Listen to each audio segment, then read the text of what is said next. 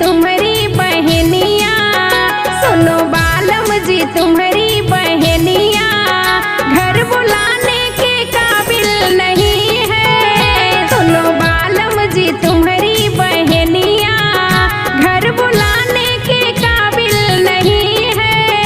सुनो बालम जी तुम्हारी बहनिया।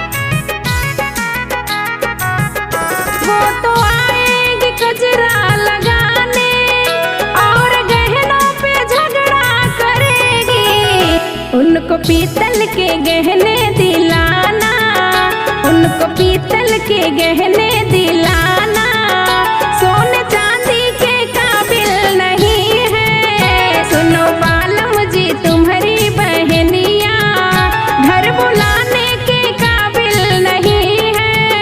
सुनो बालम जी तुम्हारी बहनिया।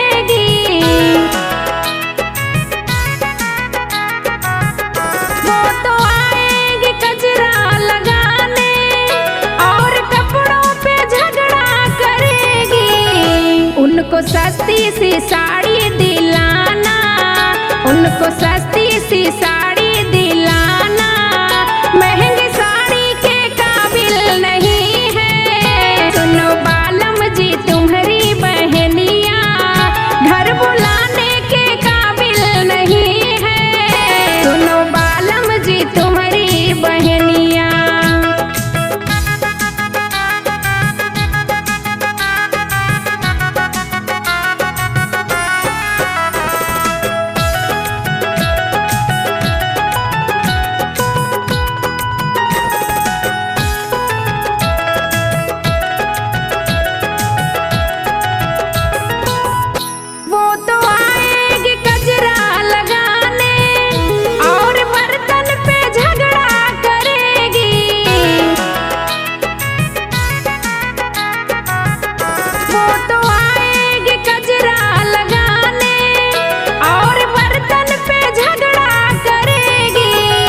उनको सिल्वर के बर्तन दिलाना, उनको सिल्वर के बर्तन दिलाना,